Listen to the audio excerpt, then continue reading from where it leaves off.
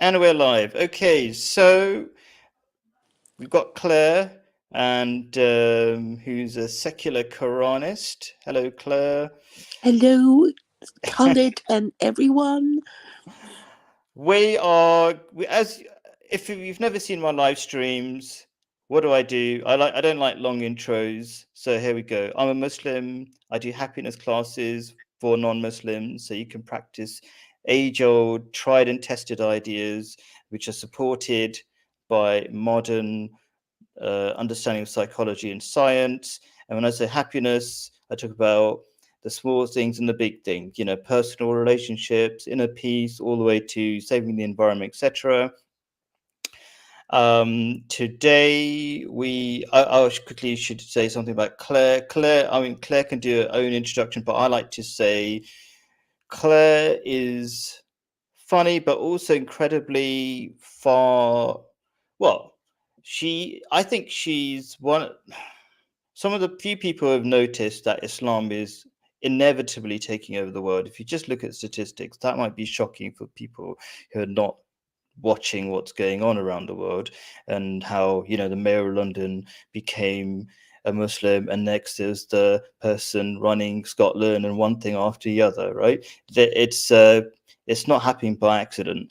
So she's realized that Islam is taking over the world, but not everybody is going to be Muslim straight away. And she's agnostic, and she's invented something called secular Koranism. It's a halfway between, you don't actually have to become a Muslim, but you get the benefits of being a Muslim. That's very much what I do in many ways. So what do you want to say about yourself, Claire, before we get going on this topic of the hidden dangers of idolatry, which sounds boring, but I will tell you why it's very important in a second. But do you want to say something about yourself, Claire, before we get started? Yes, yes, I would like to say that I'm a, a political philosopher, which is why I'm interested in these things without actually um, going on about having to believe in it, because I don't think you have to believe in God to have noticed that all, most countries, the overwhelming majority of countries, have a religion. They say they are something anyway. And apart from a few countries such as America and Russia and maybe Germany, I'm not sure. But the idea is even China, which is atheist, as we know, because communists are atheists, say that officially, well, we are socialist with Chinese characteristics. I mean, they try to say what they're supposed to be, and I think that that's very important. And I would like to eventually discuss why it's important. That's quite a long introduction already, isn't it? So I think I That's all better right. stop. We do a lot of live streams together where we explain all your different ideas and why they're important, like why do we need a religion and stuff like that. I suppose the additional part of the introduction should be like, why have I got this background? Because I used to be in England, now I moved to Jordan. This is the view outside my window. I live in the middle of a village, and I absolutely love it. And do check out my, daily shorts where I show my life in Jordan, not just for the sake of it, but like to sort of supplement what I say here. So here as this sort of theoretical giving facts and things, but my life, my daily videos are kind of like the experience and the practicality of it. And the other thing I think is worth saying is that Claire doesn't actually wear hijab like she's got on her face at the moment. I've probably repeated that a million times, but she said she doesn't mind trying it one day. She said, like, I don't know if she's tried it since she said it last, but anyway, that's the quick introduction. I'm going to talk about something that Claire has brought up. She's going to do most of the talking, I think, but I feel like I want to just say some of the basics, and then she might even correct me on what even I think are the basics. Idolatry. Oh, by the way, I always put a document in the descriptions nowadays, so I don't have to put it in the comments. What this whole document with all the references and things that I'm going to give is already in the description, and so it's basically a quick summary. The hidden dangers of idolatry. Idolatry sounds like something that happened in the past, or maybe just some people's idea of Hinduism or something like that, but it's more than that. It's idolizing things. So I'll go through it very quickly. So what has this got to do with happiness? Everything I do is about how to make your life better, and happiness is a good barometer for that. Have you got long-term inner peace and happiness and stuff like that? So idolatry is depending primarily on anything that is not God. So that's basically what idolatry is. Not necessarily praying to a stone god or something. That's the idea behind a stone god, that you depend on it somehow. So that's what idolatry is. But what's it got to do with happiness? I'm going to make the claim that God is the ultimate source of happiness, so idolatry makes you unhappy. And there's lots of evidence behind that in terms of psychology. I'll talk about it very briefly. There's a great misunderstanding that's worth mentioning here, that God, needs you to worship God, right? I don't even want to say him really, because people get confused. I believe God is a man or something. God is not understandable, let's just say, except for some attributes. God does not need your worship or attention or focus. You need to do it for your own. Okay.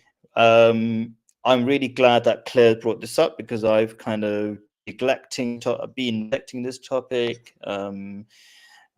Why is idolatry the biggest sin according to the Quran? I will read it briefly. Surely Allah, that is just an ancient name for God, even Jesus would have used it.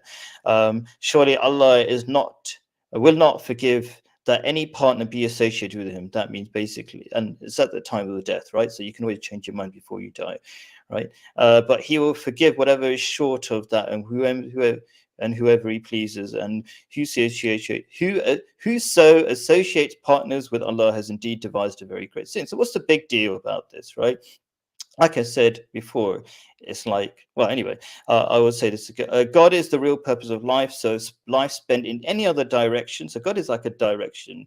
It's a constant inner progress. And it might sound really weird. How can you go towards God? You can't physically go towards God, but there's a sublime, very delicate direction called inner peace, let's say, where you are more and more at one with God. It's like, for Star Wars fans, it's like being at one with the Force, as it were, being at one with nature in another way. So that's the true purpose of life. That might seem to materialistic mindsets not really a target, but actually the more we study how human brains work, like Viktor Frankl, he will tell you that we need meaning, and meaning is not a physical thing.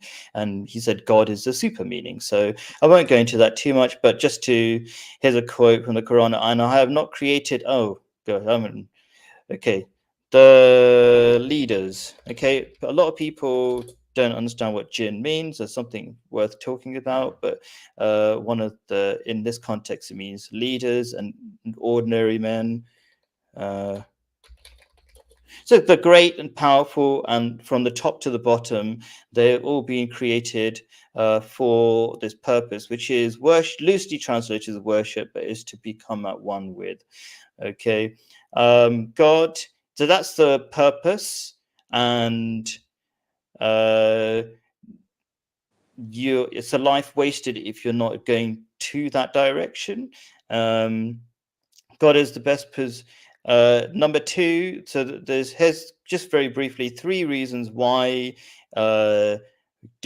focusing on anything other than God in your life is bad. One is it's your ultimate purpose, and if you don't work towards your purpose that God has created for you, like you might think you can make your own purpose. The common misunderstanding, like if there's a remote control, the remote control doesn't decide to be a radio. It's only a remote control, and it needs to be a remote control really well. We forget that we have a design, and we don't necessarily contemplate what that design is. But basically, in short, the ultimate the most fulfilling life you can have, and there's lots of evidence for this, we can talk about it, is to work towards a godly life. Quick piece of evidence is that the more godless society becomes, the more depressed people become, because being God-centered just makes you to become a better human being. You act towards doing more good things for other human beings. You do more meaningful things. I'm trying to make this short. So number 2 is God is in the best position to help you. Right? It's the most powerful thing in existence. And if you depend on anything less, that's called idolatry. And it's a really bad choice if you know that you can depend on God instead. And so it's a beautiful verse of the Quran that's worth mentioning here. And when my servant asks you about me, say I am near. I answer the prayer of the supplicant when he prays to me. Not he, but they. But it's always a poor translation from Arabic, the original. Do check out the references and the links when you want to. So he answers the prayers of the supplicant when he prays to me.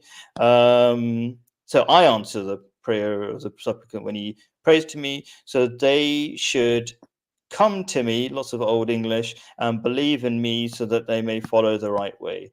So God is always ready and willing and wanting to help you. And then finally, a life away from God will be unfulfilling and frustrating. So it's the other side of the spectrum, let's say. And a good description of this is essentially a description of addiction.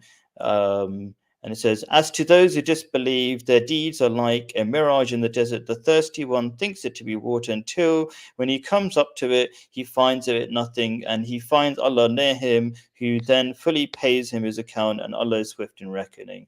So a bit like poetry, do you have to reflect on what that means? And Allah sets forth a parable. So there's two things. There's the addiction side, when you keep chasing mirages, as it were.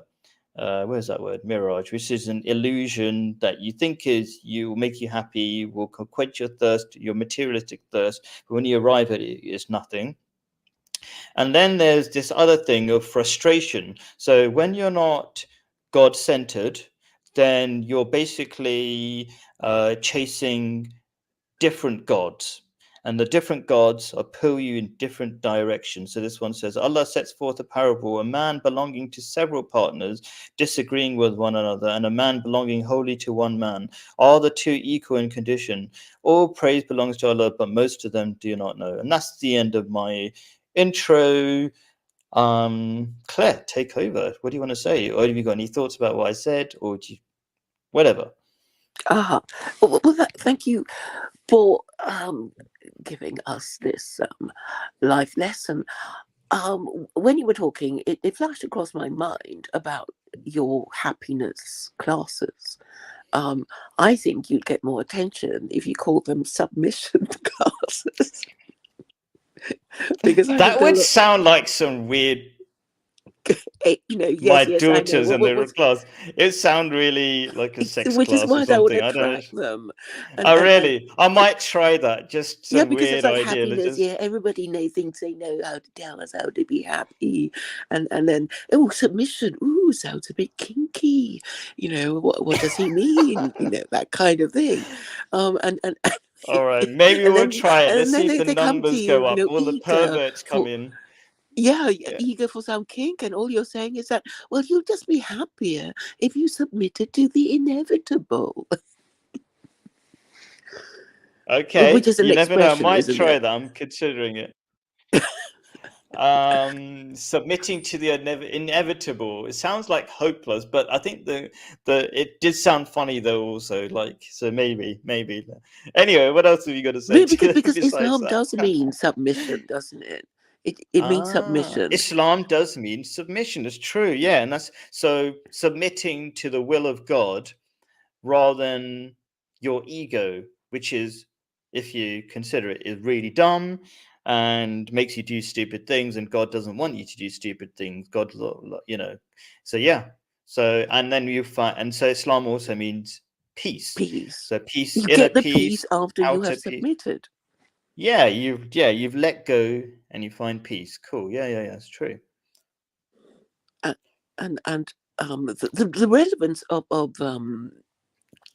idolatry is, well, actually, I want to talk about hidden idolatry, which is something that Islam has a very developed idea of. So there's so many kinds of, I think they call it kufar. It's the people who veil the truth, of Islam, and don't want to follow it, and find reasons or have reasons of their own not to do it, but they want to pretend that they are Muslim, but they're really hypocrites whose final destination is hell. And these are the people who already call themselves Muslim, but they're not the right thinking, right acting kind of Muslim. And I've spoken to quite a few of them, and it's sort of they're not doing what they're supposed to do, or what their religion says they're supposed to do, and that is really their problem. They are hypocrites, only pretending to be Muslim. Why do people pretend to be Muslim? It's like, well, obviously Islam is a very powerful group. They want to be part of one of the most powerful groups in the world, and religious groups are the most powerful groups. I don't know if you agree with that, Khalid. Yeah. Let's What the say, Jews? Think of the Jews. yeah. Basically, and if you've got the ability, human beings, we're pretty weak by ourselves, but if we can get together, then we're far more powerful. And Islam is showing that, the Jews are showing that, because the Jews work together very well. There's a lot to say about that, like the Jews are a very small group, but they work together. Do they work together better than the Muslims? Because Muslims are a lot weaker than the Jews, most people would argue. Yeah, so that's a whole different discussion. But yes, working together is really powerful. You can see that in places like Speaker's Corner where we met. Most of it's taken over by Muslims. I think working together because you have a cause, and when you don't really believe in God, you kind of feel hopeless and disconnected, and everybody's a stranger. But when you're part of a Muslim group, you have a common cause, you can work together and stuff like that. Yeah. And I think even in the recent protests, I think the recent Palestinian protests, is it true that, I don't know if you went, but from what I've kind of noticed, most of the Palestinian, or most of the protesters, even though so many people, were mostly Muslims. Well, what the media was saying. It's like, oh my God, all these anti-Semites like ants. Look at them on London, Westminster Bridge and everything, and there's so many of them. And that was how the media reported it. And I thought, yeah, all these Londoners, and they're kind of using the cover of Islam, pretending that they supported, Palestinians, but all the time they can't stand Jews, and Jews are really what the demonstration for them was all about. Yeah, might as well And quickly answer a few. Do you want to answer Taya's questions really quickly? Maybe I just like, which well, version he's of going to. Well, Islam? I know he's asked which kind of Islam is going to. I mean, my hope that is going to be secular Koranism that's going to take over, because the that's the easiest one to for people to accept. Is it, because I think if America accepts it, then the rest of the West will follow suit, because European countries and NATO countries and Australia uh, uh, are vassal states. So if America does it, then the rest of the West will. And what will make America do it? And I think it's the Jews again, because what I've discovered was that Hamas didn't actually say it was going to nuke Israel. It didn't say it was going to kill every Jew in the Hamas charter. What they said was that they were going to obliterate the political entity that is Israel, and they want Jews in Israel to live under Sharia. But just imagine if the Jews said, okay, we're going to live under Sharia. What's the problem? But we're going to use secular Koranism with Israeli characteristics. That's Sharia, isn't it? And okay, maybe I'm just a fantasist, and that's not going to happen. But if they Well, use it, I think it could be an intermediary thing. Like Islam's already taking over, so it doesn't necessarily need secular Koranism, but it could be a way to make life a bit easier for non-Muslims to fit in a new Islamic world. Yes, yes. So you give them a little bit of their pride. It's like you can interpret Yeah, it yourself, but we're going to have to kick out liberal democracy and your gay parades in Tel Aviv, and and that sort of thing, and no more liberal democracy because that is what we hate. Which yeah. is, My short answer though to Tayo's would be that Prophet Muhammad, peace be upon him, prophesied that Islam would be split into 73 sects. Is a very famous saying of Prophet Muhammad, and I then there didn't know would be that. a. Oh, you did what? Oh my God, I thought you were an expert, but you are an expert, but just missed that. I'll send that to you in the the WhatsApp or something. I'll tell you about it, I've and heard then about the 73 virgins. which don't exist in the Quran. But It's but in the anyway, hadith. yeah. Anyway, so but yeah, and there'll be one basically revival of Islam when it goes downhill, and it has gone downhill in many ways. You can see all the Western countries are just walking over these other Muslim countries. So anyway, that's quick one. I don't know what he means by what that would be an honest name. It's responding very slowly. The Indians work together. That's true, but nothing like the Muslims. They're not taking over the country, for example. Um, what is it? That's not how mainstream media reported it. Yeah, I don't live in England, but they from the comments of the Prime Minister and stuff like that, they call it hate marches and stuff like that. So uh, Sharia, we've got Uncle here, also known as Ulrich. Sharia is basically divine religious law rules that exist. Oh, thanks for explaining. Thank you very much. We are getting the habit of pretending everybody understands what we're talking about. Thank you, Uncle, for that. Sharia just means religious law, and the Jews have Sharia, their own Sharia. It's just an Arabic term. Muslims have a Sharia, and Sharia also, people might be scared of the word Sharia. Just means like being nice to your mum and being good to your neighbors and stuff like that, giving charity. Um, and The way to finally, the oasis. wait, there's no promised virgins. No, that's just kind of let's call it Chinese whispers. Well, how do you explain? I mean, yeah, it's just playing on people's ignorance mainly. They'll just say Well, stuff I that think it's a yeah. bribe to young men to risk or sacrifice their lives for a cause, and they're saying, "Well, it's a very dangerous thing. Only you can do it, and if you die, well, you're going to get to heaven." And I'm sure that there will at least be 72 virgins, if that's what Well, you yeah, want. I'm not denying that you'll have a good time in heaven. That's the whole point of it, but not particularly mentioned. And seven, mate, there is some sort of. It's like there's some truth behind it. Yeah, it's going to be a great time. And 70 in Arabic just means a lot.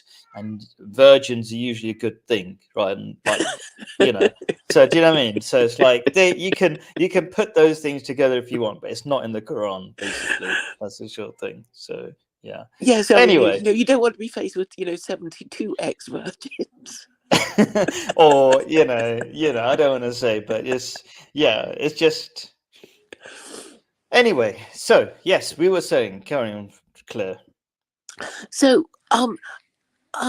okay, so I mentioned Jews because they're still important because you know they're just this little group, and these Christians with their three global empires, they still complain about them, or at any rate, the people of America and Europe complain about them because they think Zionism is the Jews manipulating their countries into supporting Israel, and they can't see the point of it.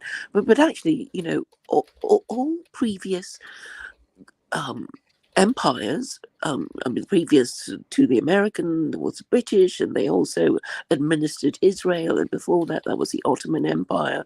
So I guess if you're any kind of empire at all, you want a slice of Israel. You want to say you control it because, it's, particularly if um, your religion is one of the Abrahamic religions, you think, wow, I want to, be in charge of the Jews and make Jews my subject peoples, and be the overlord of the Jews, which was kind of what the Ottoman Empire was, until it fell.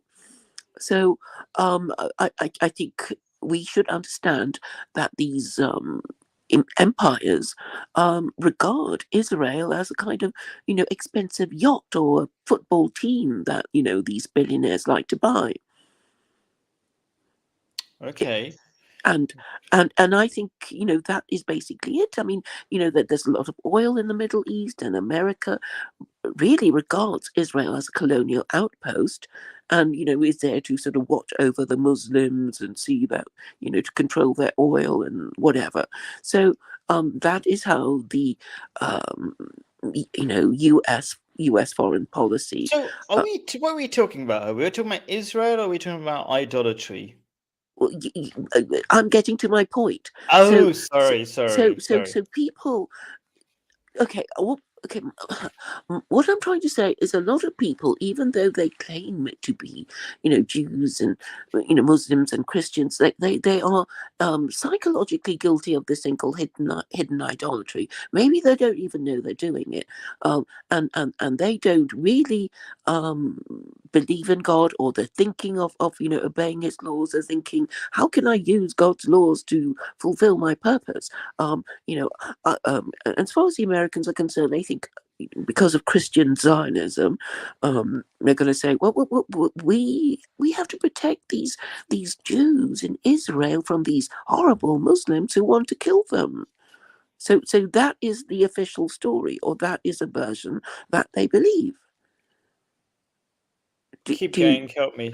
Maybe I'm getting a little bit confused because I got distracted by what Tayo was saying. Sorry, but I didn't. I'm He's maybe only I'm just. talking about virgins. Yeah, he's still talking about virgins, but I'm just go on. Keep going and then until I understand. Yeah, Listen and he's saying carefully. that, can Yeah. different interpretations of Oh no, Quranic no, yeah, forget. verses Yeah. exist? You I wasn't betcha. really thinking about it too much. I came back to what you were saying, and I didn't really understand what you were saying. So help me a bit more.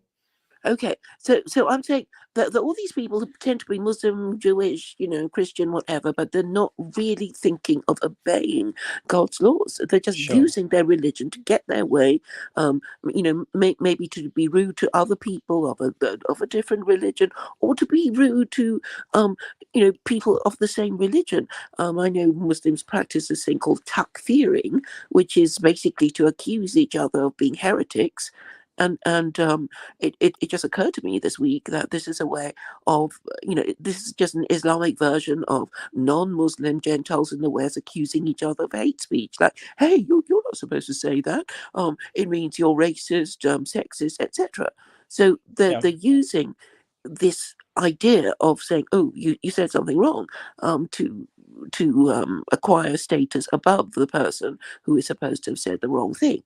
And I'm saying that they're not using, the rules of their religion for the correct purpose, you Mm-hmm. know, and they're using it to acquire for themselves a higher pecking order in their group, or their group against other groups, and maybe it's not so good, but people can't help doing it.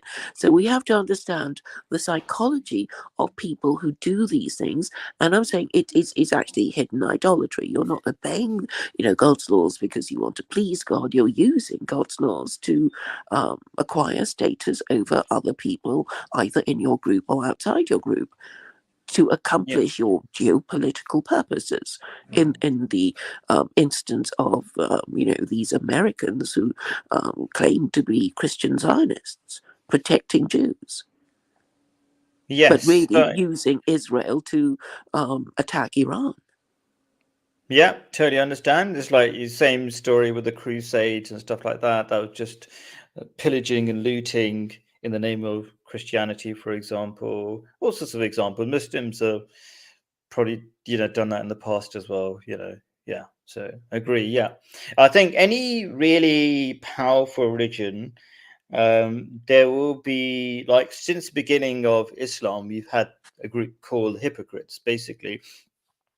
um, any powerful religion, like you were saying, has a lot of perks. Being part of that group, is beneficial. So people start, the more powerful it becomes, more powerful Islam becomes, more people just join Islam because it's beneficial. Not just because you're part of the in group or something, but it really is beneficial in so many ways. I don't know. Even psychologists say it's beneficial. You just get together, with your community. You've got a community, you've got loads of friends, and you can connect and understand and have great conversations and blah blah blah. And if you're an atheist, there is everything's doom and gloom, and there's no point and stuff like that. Yeah. Yes. Okay. Cool. You muted yourself, maybe. So yeah, there's hidden idolatry, I suppose. I like on your live stream that you're going to do with Uncle. I call him Uncle because he's older than me, and we've just agreed to call him Uncle now. But he's Ulrich in the live stream. I like the thumbnail that you're going to have the discussion with Uncle, who's a Hindu, and people say they are idolaters. And it was a picture of a lady, going through like a long list, a rack of clothes, and salivating, as it were, over those things. And that was her goal in life, almost, to just be more fashionable, maybe, I don't know, but the picture looked pretty good. So that's hidden idolatry. The kind of the kind of idolatry that affects most people, basically materialism, trying to find happiness in something other than God. What do you think about that? As somebody who doesn't believe in God, are you an idolatress in any way? Well, I used to not see the harm of it, because it was like, well, what's the harm of people going to their pagan temple, and makes them feel good, and what is the harm When you of say it? pagan temple, you mean like shops? Is that what you mean? Is that your way of describing it? It could be. It could be, doing their thing. I mean, if you're a shopaholic, then your god is really the shop, the idea of acquiring things. Because it gives you pleasure. You're kind of controlled by it, because you if you're an addict of something, you it controls your life. If you're addicted to gambling, if you're addicted to alcohol or drugs, or some kind of behavioral addiction, then you are not, then that is arguably your god, that tells you, what to do. I mean, if you're prepared to steal in order to feed your habit, if you're prepared to kill in order, for someone to, say, you kill for this person because you just love them so much, then you are not obeying, the Abrahamic God, because you are obviously, breaking his law against killing people. And this reminds me of the Old Testament, which says the beginning of wisdom is fear of the Lord. So if you really feared God, then you would be thinking, I'm not be killing and stealing, and to feed my shopaholism and alcoholism and drug addiction, because they're all forbidden anyway by God. And if I find myself in that situation, then I'm obviously not worshipping correctly, and I must correct myself. And that would be, well, the correct way of thinking. But I think there's a lot of wrong think in everybody, and that is what I find so annoying. So although I am agnostic, I know the theory anyway. You sort of know, what people are supposed to do, and you see them not doing it and calling themselves, Muslims, Jews, Christians, etc., and they don't really believe, because with Christians, they just don't react when you say, well, Christianity is idolatry. So the obvious thing people ask you, and it's more fun digging into you personally, but also generally as well. Like, so you don't believe in God, and you're saying you're talking about Muslims and Jews not really believing, maybe Christians as well, whatever, right? But then you don't believe. How do you and you're telling people not to be idolatrous, but if you don't believe in a god, that almost defaults you into being an idolatrous. If you assume there is a god and you don't believe it, and that means you must focus or give importance to something else. I give importance to the promotion of secular Koranism, cool. which So that's I'm happy to admit, because sure. I At think least you're clear. it's a more correct interpretation of the Quran. I'm going to say that every all these Muslims will say, "How dare you have been around for How dare 1400 years?" And how dare you say your interpretation is more correct? But I'm saying yes, I am saying that. So Okay, so then the follow-up question is, that's fine, you can say that, no problem, whatever. But the thing is, this stream is about the hidden dangers of idolatry.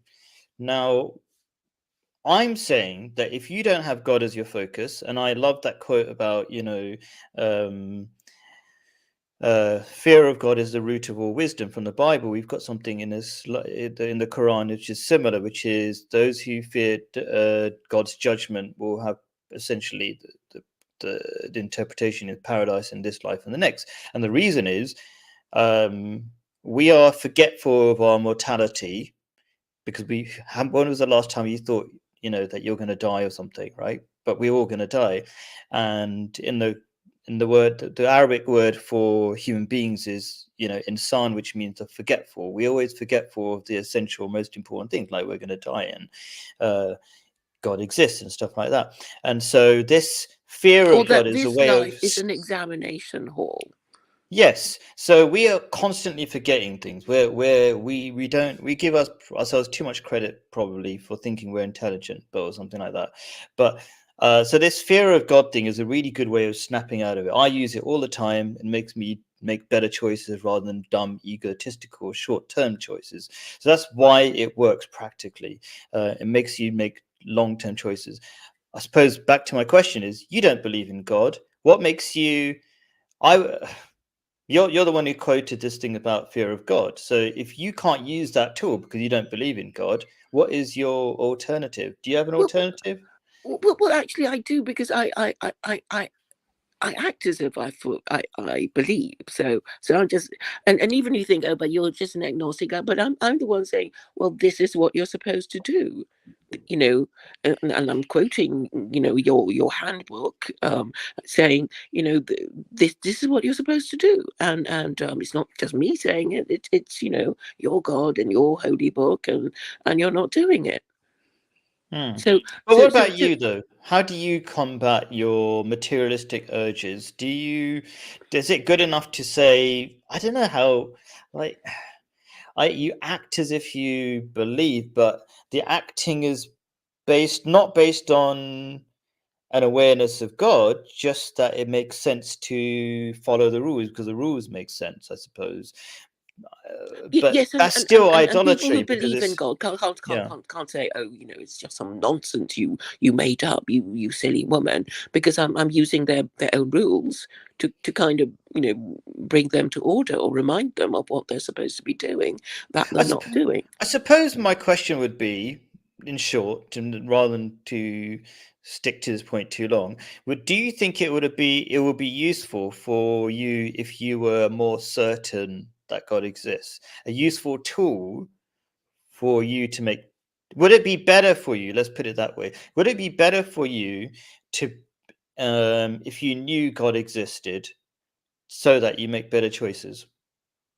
Well, I because I'm kind of rule based. I think I'm kind of conscious of the rule, because I keep the certain rules I want to to promote. I mean, to the extent that I've been known for promoting um, the uh, uh, licensed brothels and slavery, on the basis that slavery is not forbidden by either the Bible or the Quran, and neither is prostitution. And this gets a lot of people I angry, but think it they can't is. argue against that, because they can't find a verse saying, prostitution and slavery is forbidden. So I it wouldn't annoys say them. slavery is not outright forbidden. That's correct, but you have to be married in Islam to have sex with somebody. So maybe you're referring. I can't remember if we discussed I'm in not WhatsApp. referring to slave girls exclusively. I'm just talking about slaves for other purposes, and I think the verse in the Quran is saying, do not compel your slave girls into prostitution if they wish to remain chaste. And it's like, okay, well, we won't.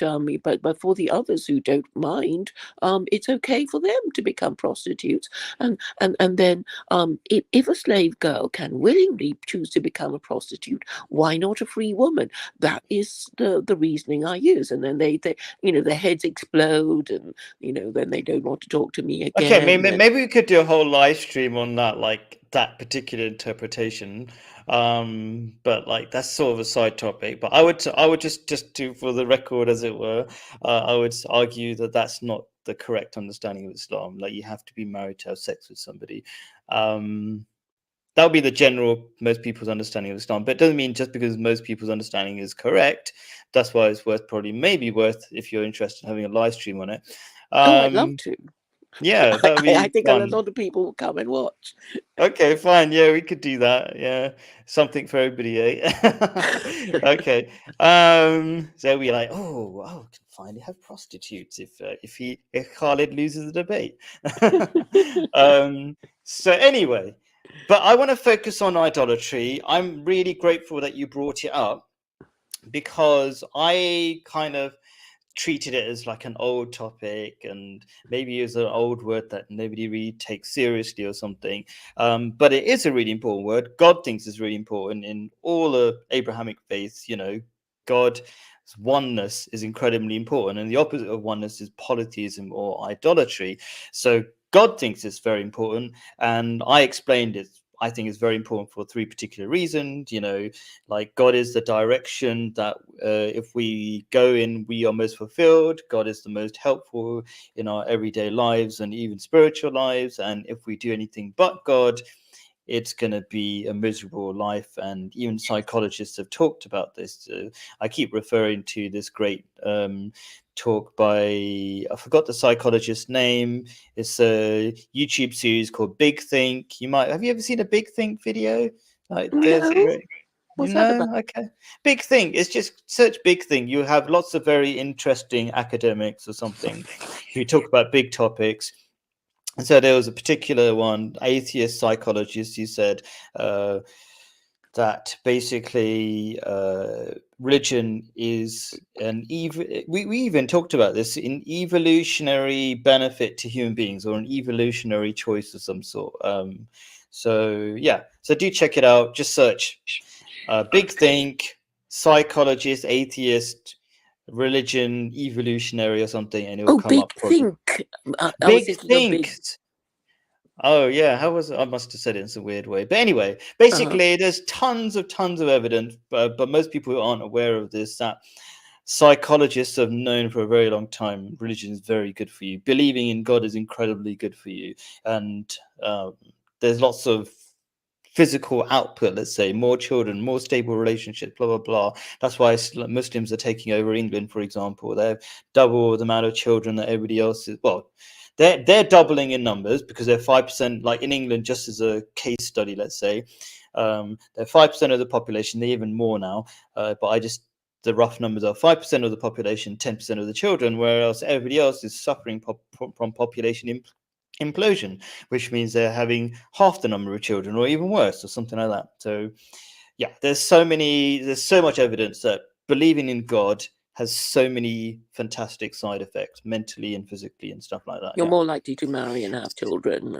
and have better quality children if you marry. Yeah, And better quality to your children. Yeah, yes. I know what you So mean. I'm not it's sure if everybody basically else a knows what kind you of mean, but evolutionary strategy that I'm afraid Westerners just don't want to. I mean that's why America and Britain are taken over by Hindus, right? I mean, if by Vivek the Ramaswamy yeah, wins the yes. Republican nomination, he would be the youngest president, maybe. Hmm. So anyway, I Okay, mean, yeah. But they so don't what seem was to your be point aware, though? or they don't seem to care, you know. So because Vivek Ramaswamy, whatever his name is, right? Young guy, if you don't know him, he's trying to become president. Are you saying big? What was your point? Because I feel like your point is that he is religious. He's trying to actually promote religion, isn't he? We shared He's some saying all videos the about right this. things, but fundamentally he's a Hindu, and there Yes. is a priority and of religion in okay, under my system. So it's back to the Jews again. I'm saying these Jews who call themselves God's chosen people, they're guilty of hidden idolatry, because they could have stopped if they really believed, in the whole system, um you know all the evils of the world by doing as they're supposed to believe. So okay, I have to mention the Noahide laws, and they also forbid idolatry and blasphemy, and they're supposed to be chosen to teach Gentiles about the seven Noahide laws. Yeah, And so the Noahide laws, to make it simple, are some very basic religious laws. They're stripped down versions of Judaism and Islam, maybe. Would that be yeah, about right? I mean the, They're really the seven of basics. them, which is fewer than the 10 commandments that the Jews are supposed to observe. So historically, the Jews have been saying, actually, the 10 commandments are for us. You're not supposed to keep the Sabbath; it's only for us. But the Christians didn't care. It's like, Sunday is our Sabbath day, and then we know about the Seventh Day Adventists who are Christians who want to celebrate the Sabbath on a Saturday, the same time as Jews. So there's always been, argument about whether the Sabbath is for Jews or Sure. Gentiles, and Muslims just came along and said, we know we don't have a Sabbath, but our me time is our 5 times prayer.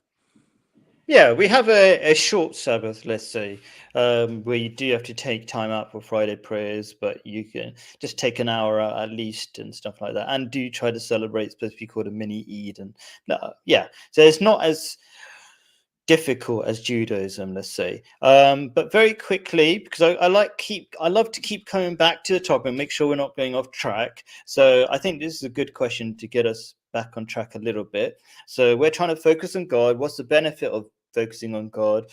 Could you answer Tayo's great question? What's the difference in believing in God and acting as if God exists? You can answer it however you like, and I'll answer it as well, I think. Yeah, well, after your answer. Well, you want there to be no difference, right? You want to say you believe in God and nobody even doubts you. So if you say you act as if you believe, and nobody even questions your belief, then I think you've done the thing that you say you've done, that you act as if you believe. Yeah, so okay, that's your answer. Yes, Okay, cool. and I haven't So finished my point about the Jews, but. okay, cool. I'll quickly answer mine and then let you carry on with the Jews thing. So like if there's water and you're thirsty and you say I'm acting as if water exists, but you're not really convinced that water exists, you're not going to make the same effort if you know water exists. So it definitely helps to know God exists, and you can do that in two ways: logically and through experience. And God offers both in the Quran. Says, contemplating the universe and stuff like that. It makes it very obvious that God does exist, and I've talked about it many ways. Mathematically, God must exist, but also God says, "I'm not like a dead skeleton waiting to be found. I I will answer your prayers. I'm always talking. I haven't stopped ever talking." So that's a quick answer to that. So, and by a quick answer to Tayo's other invite. Would you like to join his invite at some Oh, point? of course, Yeah, yes. cool. That'll be good. It'd be nice to be on your channel. I've never been on your channel, Tayo. So that'll be fun. So cool. Yes, you were talking about the Jews. Go for it, please. So they're supposed to be God's chosen people, given the mission of teaching, being light unto nations, the grandiose terms that they're supposed to be, and and they haven't been doing it. I guess the only thing they've been doing is, oh, we're God's chosen people, and nobody can take their status from us. While the Christians have been saying, oh no, it's not you. We're God's people now, and then the Muslims said, oh no, it's not you Jews or Christians, it's us now. So there's Really? historic. Okay, they didn't. Well, kind of true in a way. Yeah, yeah, There's some yeah, truth behind that. Yeah. so Jews kind of they Can I don't just really have. clarify why? Because in the Quran it says you are the best of people because you. Oh, I can't remember what Enjoin the good and wording. forbid evil, Yeah, that sort of thing. yeah, exactly. Yeah, because you do good, but it's not like just because you've got the right race, as it were, like the Jews say. It's actually based on you doing something, which is fair enough, I Oh, suppose. and how Anyway, well you follow the Quran. yes, Yeah, exactly. because they're saying just because you're Arab doesn't mean you're better than the others. That the best of you are the most righteous, or something like that. That's right. Exactly. Yeah. Hmm. So, sorry, I keep interrupting. On. Well, I think you're kind of keeping up the tension, cliffhanger. So basically, these Jews, if they really believe that they're going to be rewarded in the afterlife, they would just say, "Well, you Christians, come on, you're worshiping a Jew. You hate us, but your silly religion requires you to worship a Jew. What's going on?" And they never did. They just said, they did deals with Christians against Muslims. They basically assimilated and married these Christians, and actually caused a lot of anti-Semitism, because it's kind of like a curse that you kind of generate by because these Jews are not supposed to marry non-Jews, but they did in America when they got too comfortable, and when these Europeans and Americans started being nice to them and marrying them, and um, but anyway, it's still, and then they had the protection of the First Amendment, for Jews to say, hey, your Christianity, it's idolatry. Well, sorry to have to tell you this, but you can't possibly defend yourself against this accusation, because idolatry is the worship of anything that isn't a man, and you're worshiping Jesus, and your own narrative tells you that he was convicted of blasphemy, and you still worship this guy convicted of blasphemy, and you can't even explain it, and you don't even want to talk about it, and you've just been doing it with no signs of remorse, repentance, or even any ability to explain yourselves, and they have never ever made this Okay. point to Christians, because I guess they're scared. I've spoken to a few rabbis about it, and one of them said, "What you're saying is dangerous. Do you know what they did to us in the Inquisition, and more recently in the I got those speeches, and Muslims, they have chapter 18 verse 4 that says, admonish those who claim that God has begotten the Son, and I keep asking Muslims, like, when did Muslims last mention that to any Christian leader?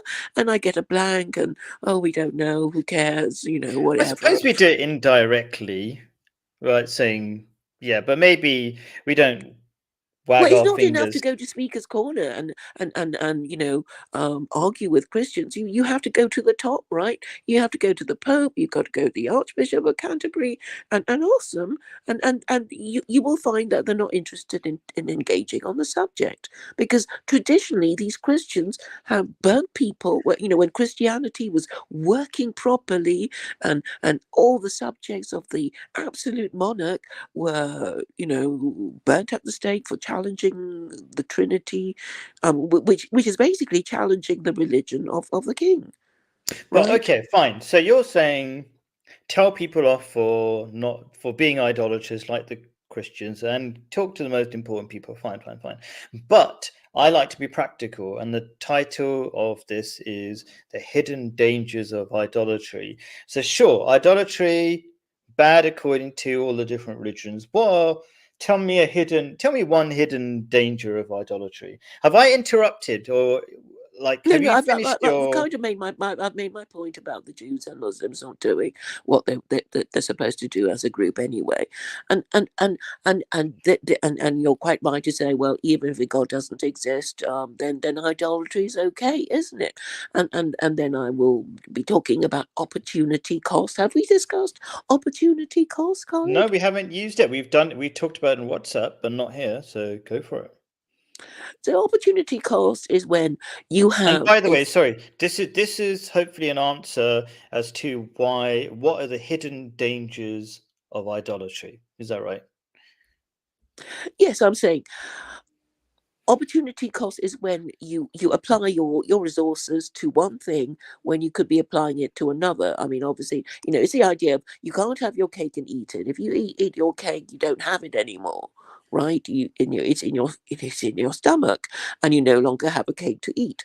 And it's the same with your economic resources, your property, your income. If you spend your income on booze and drugs, you can't, pay your rent. You can't Mm. use it again to pay your rent. So everything is limited. Our resources are limited. Our lifetime is limited, and when our lives is over, we might not have passed this exam if we believe in this whole afterlife thing, and you could say that the opportunity cost of not obeying of being rightly guided by the Quran is you pay for it in all the mistakes you make when you don't follow it. So if you know if the rule is you're supposed to finish your homework and pass your exams, and you do something else, you don't finish your homework, you don't pass your exams, Or you, if you the don't rule is you should wear a headscarf, but you don't, like Claire doesn't, then what will happen? um then I guess I will go down in history as an immodest woman who refused to wear the hijab. Um, but but I But think there's it's for hopefully, but you're arguing that even though you don't believe in God, that there are definitely benefits, psychological and social benefits to the teaching of Islam. So, what would be the benefit? What would be? We're talking about the hidden dangers of idolatry, and so you start by believing in God. God tells you tells you to wear the headscarf, but because you don't believe in God, and this is one of the differences between acting as you believe in God and believing in God. Like acting, believing in God is not as powerful as I think I demonstrate in your case. That God says, wear the headscarf, wear the hijab, cover your face in real life, not just the picture, and you don't. And I would say I've talked about the benefits, psychological benefits, the studies of wearing modest clothes and all this headscarf stuff, right? yes. I mean, But you if I were don't. wearing a hijab and then you found me, being a stripper somewhere, you think, oh, why is this woman who's a stripper? But I saw her wearing a hijab just this morning. There would be, this kind of the difference in behavior that is more remarkable, really.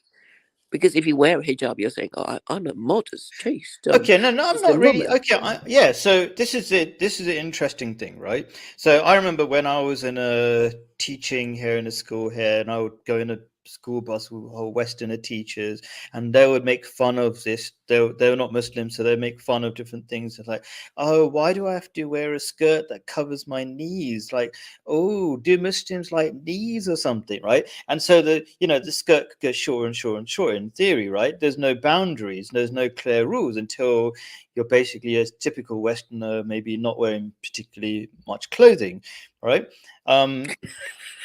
Do you know what I mean? Or I mean, I remember being particularly shocked when I hadn't been in England for 3 years, and I felt like everybody was naked, like because not only were they wearing not many clothes, is so skin tight as if they're not wearing clothes in the first place. Is like you can literally see their butt cracks, and that was normal. Like that's fashionable. Do you know what I mean? Like women wearing leotards, whatever they're called.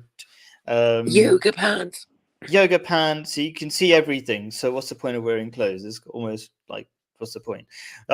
So my point is, what you're doing here is like you're kind of making light of the fact that Muslim women cover their faces or cover their hair and stuff like that. Um, because you haven't got that God awareness, that God knows better than you. It's like certain, and like you might not have, like not every Muslim has studied the psychological benefits of wearing a headscarf. And before the psychological studies were done, most people didn't know for sure, right? Through, so my point is, having a God awareness has a massive effect in you doing things that are beneficial to you, like wearing a headscarf. And you're demonstrating right now, in a way, that sort of a duality, in a way, like you know that you're self-aware enough that you're not showing your face right now, right? And I think that's correct. That's natural for women, in my opinion. I'm very sexist. I think we're both sexist, right? In that sense, right? But at the same time, you don't wear a headscarf and you don't think of it that important. And so what I'm saying is sometimes having that God awareness makes you do things that you can't fully intellectualize. I suppose that's what I'm saying. And yeah, that's the massive difference between knowing there's a God and acting as if this is God. It's not as powerful, in short. Yeah, I mean, it's a contrasting behavior. I mean, that's why I tried to give the example of, wearing my hijab now and at lunchtime, being some stripper in a pub. The Sure, the and the difference in behavior is so extreme that's that idolatry, somebody isn't will it? say something. Yeah, that's idolatry as well. Like a lack of God awareness. You only wear a headscarf for other people, and then become a stripper on the side because you think God isn't watching, because God isn't real, right? So I suppose lack of God awareness idolatry. I think I wouldn't go quite so far as to say that, but it means that you're more likely to break the rules. And I mean, we were discussing opportunity cost, and while we were talking about this, a perfect example came to me. It's about the abortion rates. It's about the low birth rate, and also at the beginning we were saying that if you were if you're more likely to marry and have children and stay together for the sake of the children if you are religious, because actually all the five world religions are supposed to support marriage, but unfortunately Christianity these days is the weakest link because maybe they never really believed, because they were forced to believe, and if they even questioned the Trinity, they It's would the be burnt hardest at the one to stake. believe, yeah, because you got 3 in 1, and nobody can believe 3 equals 1, so that doesn't help. Yeah, and then they And keep then they don't watering down their understand their faith. history, Mm. because these Christians think, oh, we're so meek and mild and we're so nice and we get taken advantage of. It's like, well, you weren't so meek and mild in the during the Crusades or the Wars of the Yeah. Reformation. You were Okay. horrid to each other. Let's wind up. Because I'm going to keep coming back to this. So you tell me in maybe a minute or so the hidden dangers of. You pointed out a lot of things that maybe people aren't aware of. Like you said stuff like you have less high quality children, which is true, but that probably needs to be explained. For example, if you're not religious, then you're likely to be divorced, and the statistics say if you're divorced, basically dad is not around, and therefore boys tend to be, what's the word, more delinquent, whatever, more likely to be criminals, etc. So there's so many, like you talked about abortion rates, there are endless things we could talk about. But you summarize in 1 minute, what are some of the hidden dangers of idolatry? Not, and you can say what idolatry again is if you want. So go for it, Claire, please. I particularly want to concentrate on hidden idolatry because it's basically all these Jews, Christians, and Muslims not following their own rules and coming up with irrational and irrelevant excuses not to follow their own rules because they're afraid of something, and that something is not God. Cool. And I would say, I suppose, a summary of the 3 things I said in the beginning of the stream. So rewind if you want. 3 things. First of all, we're designed to there's a beautiful verse of the Quran that I didn't mention, I suppose, is hearts can find comfort in the remembrance of God. So you can do a test. You can see what is it that we really want. There's lots of invisible stuff like love and whatever and meaning. That's what psychologists explain. Test this idea. If you're feeling down, contemplate on God. And there's lots of other evidence, just being in nature, which is a creation of God, a reflection of God. Just being in nature is more powerful than any antidepressant. Pharmaceutical antidepressant. So there's a lot of evidence to say, number one, God is what we really need, which is a bit hard to grasp for a lot of materialists, but you can reflect on that. And then number two, if God exists, and you can definitely prove God exists, I've done lots of talks about that mathematically, etc. You can prove God exists, then it makes sense to rely on the most powerful rather than weak people. And as I said before, if you rely on weak people, they'll pull you in all sorts of directions, and no wonder people are feeling anxious and depressed and hopeless because they don't know which direction to go in. When you've got religion, you've got a clear direction, a path in life. Life is simple, and you become happy very easily. And then finally, suppose so. Continuation of that second idea is anything but God is unfulfilling. Not only is it unfulfilling, you'll be continuously chasing, which is beautifully a beautiful term in the Quran, a mirage. It's a beautiful term because it's a perfect choice of illusion, not any illusion, but one that you keep chasing. But when you arrive at it, let's say you think, I will finally be happy when I've got iPhone 100, whichever version we're on right now, and people queue up. They used to queue up for it, and finally they get it and they realize it's just a phone. You know what I mean? So that's just with all the other things, Just a only what? Sorry. just a phone. Uh-huh. It's not going to change your life. Do you remember the days when people used to queue up for iPhones? I don't think they do that anymore. No. You don't? No. Are you serious? Wow, you must really not into technology. People literally used to queue up outside Apple stores to get the latest iPhone. What? You didn't Right. know that? Yes, I, Wow. I, I had sort of vaguely heard about that, but Oh, I thought maybe it's it's not just. your maybe Mm. it's not your thing, technology or something. That's why you didn't notice it. I thought everybody in the world noticed it because I was in my own technology bubble. Anyway, so yeah, people keep chasing things, always be disillusioned. That's where addiction comes from. You keep constantly chasing some unfulfilling things. So basically, in short, tons of evidence to say your life will be a misery if you don't focus on God. And the opposite of God is idolatry. Idolatry is worshipping, depending, putting your hopes in to things other than God, and that won't work. So anyway, do you want to Uh, say one or two yes, last I words? do because what you just said made me think of Christian scripture that said a man cannot serve two masters.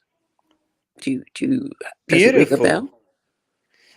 It doesn't sound like exactly what the Quran says, but yeah. So Ben, that's interesting enough to check that up. Yeah. So yeah, that's the recipe for anxiety if you're being pulled in different ways. So fantastic. I'm gonna check that one up. And Ulrich Uncle says thank you very much, Khalid, Claire, and I'm thanking Uncle and Tayo and anybody else watching. Do feel free to comment on the non-live comments, and I'll probably respond if it's interesting. God or Mammon? Yes, Mammon. I think we need materialism. All right. Thank you very much for your time, Claire. Always interesting talking to you. Have a great day. Thank Bye. you for having me. Bye.